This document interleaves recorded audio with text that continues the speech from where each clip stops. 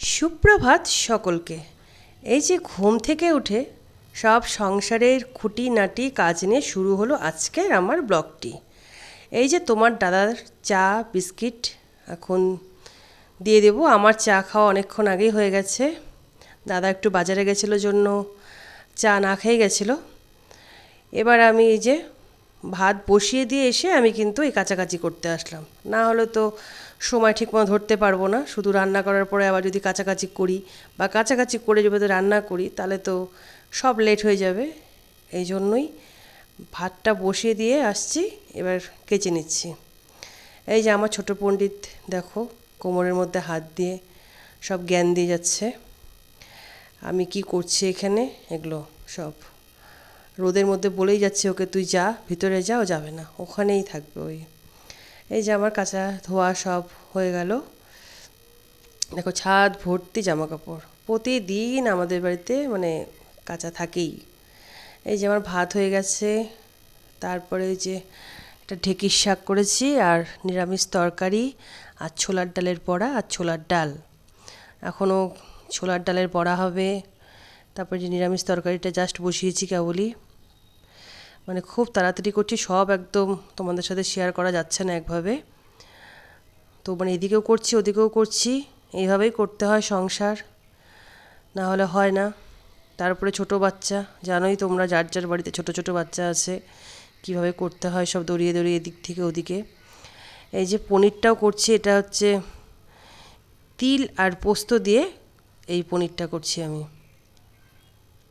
আজ পনির অল্প করে এনেছে, তোমার দাদা পনির খেতে চায় না, আমি আর মেয়ে, আমিও সেরকম খাই না, অতটা খেতে ইচ্ছা করে না, তাই অল্প করেই আনতে বলেছিলাম।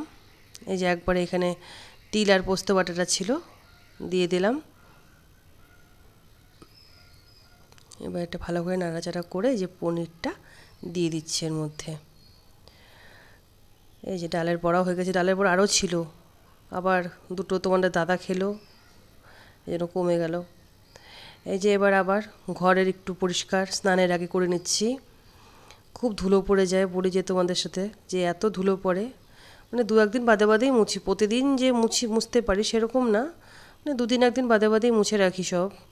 এই এবার হচ্ছে সব পরিষ্কার করে নিচ্ছি। না মুছলে এসব ভালো লাগে না, নিজেরই ভালো লাগে না, মানে অনেকটা দেরি হয়ে যায়, তাও কিন্তু এইসব করে রাখার চেষ্টা করি। কোনো সময় চোখে দেখতে পাই হয়তো নোংরা হয়ে আছে, তাও সময় সুযোগ হচ্ছে না, হয়তো পারি না করতে। এই যে এবার খাওয়া দাওয়ার পর বিকেলবেলা দেখো আমি হাতে এবার লিচু নিয়ে বসেছি। লিচুটা খেতে ভালোই লাগে, এই তরমুজ আর লিচুটা খেতেই ভালোবাসি মনে হচ্ছে। আর বেশ সুন্দর করে লিচুটা খাচ্ছি। তো সারাদিন কাজকর্ম করার পরে বিকেলবেলা যখন এই ফাঁকা টাইমগুলো থাকে বেশ ভালো লাগে, তখন নিজে একটু বসে একটু আরাম করে মনে হয় খাই, এইসব খেতে ভালোই লাগে। তখন ছেলেকে ঘুম পাড়িয়ে দিয়েছি, এবার একটু আরাম বিরাম করে বসে বসে চুপচাপ একটু নিজের মতো করে খাওয়া। দেখুন একটা মাছি এত অত্যাচার করছিল, আর কি বলবো, সমান এই বাটিটা নড়িয়ে যাচ্ছে আমি। আর প্রচণ্ড গরমও ছিল। এই যে বিকেলবেলা এক দিদি আসছিল, গল্প করছিলাম ছাদে, তারপরে দেখো কি বৃষ্টি আমাদের এখানে, সেই রকম মেঘ ডাকছিল, বিদ্যুৎ চমকাচ্ছিল, দেখো তোমরা দেখতে পাচ্ছ।